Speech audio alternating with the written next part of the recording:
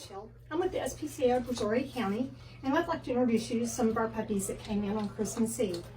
As you can see, they've got distended bellies, and they came in with some respiratory issues. We've been following the shelter protocol to help these little guys get better, but it's not working. We've got two puppies that are fading fast, and these medical issues are quite a concern for us. We don't have a full-time vet on staff now. We do have a quote for $4,000 for these 4 puppies to stay a few days at a local vet clinic, and hopefully they could fix the worming issue that we have going on. But seriously, $4,000 is quite a bit of money for a shelter our size. We've got 4 puppies needing care, a $4,000 quote, and 4,000 animals that enter the shelter each year. It's a bit overwhelming.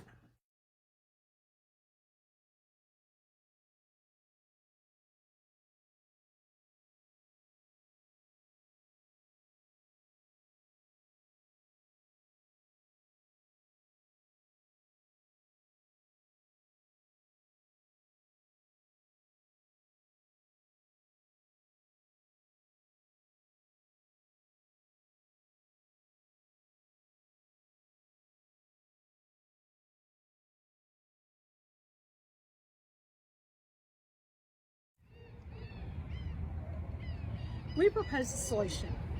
Already there are Teladoc-style apps that provide for private vets and their patients, but limit the number of animals. And usually shelters and rescues already know how to address a lot of the basic medical concerns that these apps are geared towards.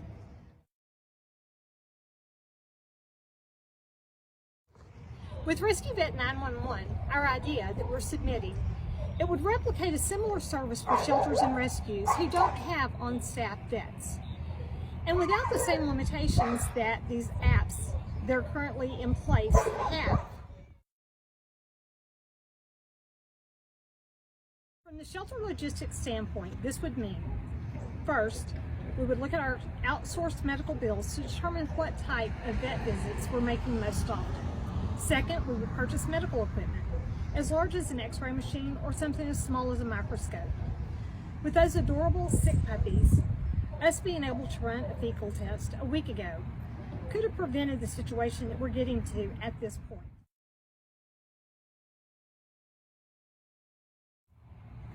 With Rescue Vet 911, shelters and rescues will pay a small membership fee to buy in.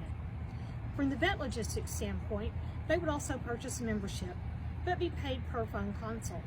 We know that sometimes the answer will still require that an animal is going to see a vet, and if that's the appropriate next step, the vet on the phone would be able to refer the shelter representative to a local vet within the Shelter Vet 911 network. This would include the vet's range of pricing for nonprofits for the service that will be provided. For example, if we make a phone call to a vet and it's answered by someone in Minnesota while we're here in Texas, they will be able to put us in contact with a local vet whose pricing is within range for our nonprofit that won't break our pocketbooks.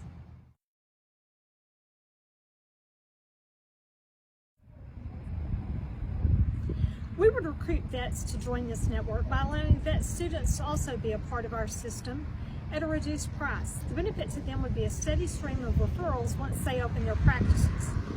Everyone knows pet owners talk to one another and animal advocates anytime they want advice on their personal pets. So these Shelter Vet 911 vets would have a strong marketing stream simply through word of mouth.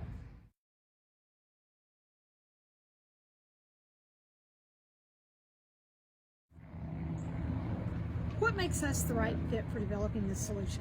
We have a strong volunteer base who would have the time and the passion for marketing to vets, shelters, and rescues. We're already looking to bring our own medical devices, such as an x-ray machine, an ultrasound, and a microscope in-house. Plus, we have a local vet that has agreed to work with us under this model. At App Creation Resources, we're confident that we could build a base for the app, but we need more money for an expert to streamline and for personnel to oversee all the moving parts. We think that our shelter could certainly benefit from this, but we see this as an answer for shelters nationwide. Large and small, we see that this is a problem and that we could have a solution. Thank you for considering our proposal.